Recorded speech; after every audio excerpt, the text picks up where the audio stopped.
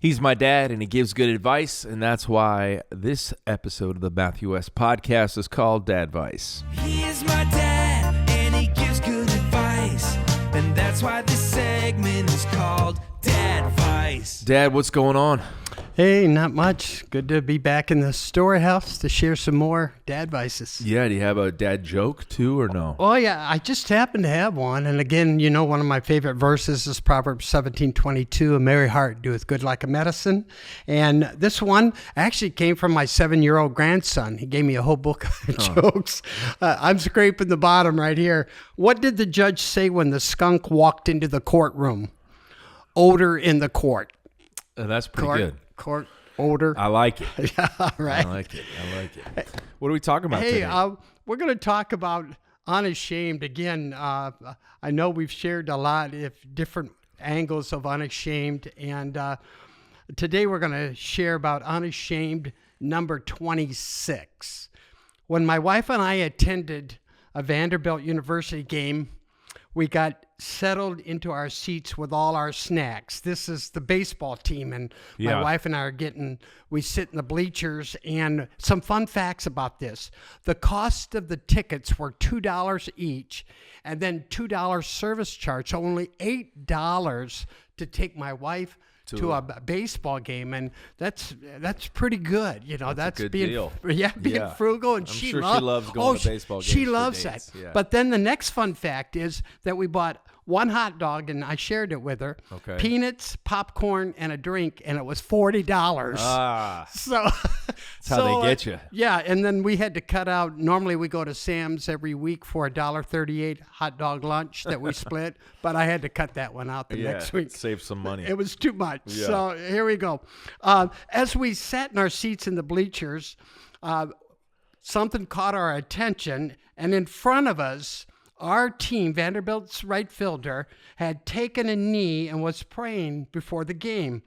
Of course, the first word that came to our mind was unashamed.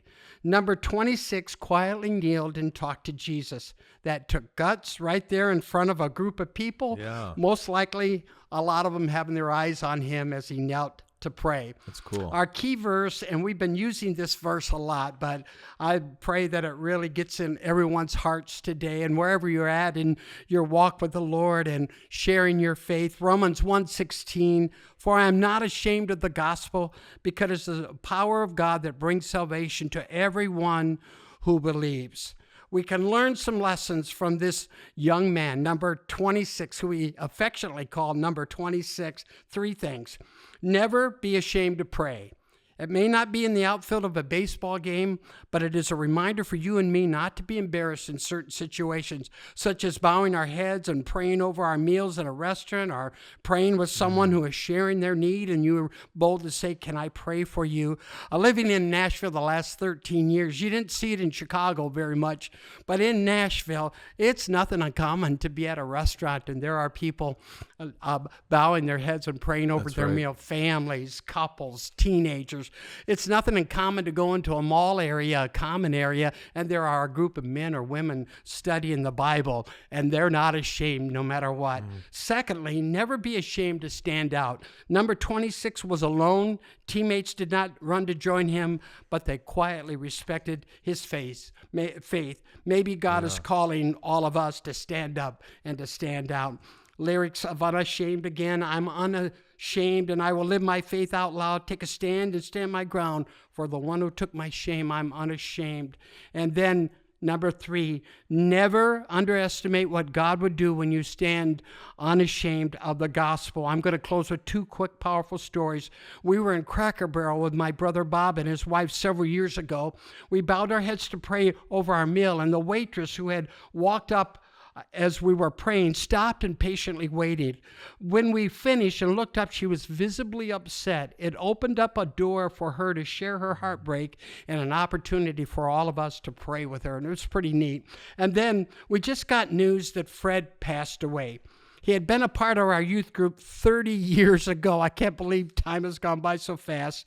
Fred had been invited by one of our board members' daughters to join her at youth group. Her dad just called me to let me know that Fred had been in touch with his daughter to let her know that he became a believer, that he asked Jesus, and that it was because she was not ashamed to invite him to church all those years ago. His time at youth group eventually drew him to the heart of God. My Dadvice today is to take every opportunity to unashamedly stand up for your faith and take time to memorize Romans 1:16. That's awesome. The reminder that living your faith out loud really has nothing to do with volume. It's not loud in the noise sense. It's like that player was living his faith out loud in a very quiet but bold action of faith by taking a knee to acknowledge the only one who is worthy of our worship. Like I just think that's really powerful. Just like a quiet prayer at a restaurant, you never know how loud something that quiet might actually speak into somebody's life. Thanks, Dad.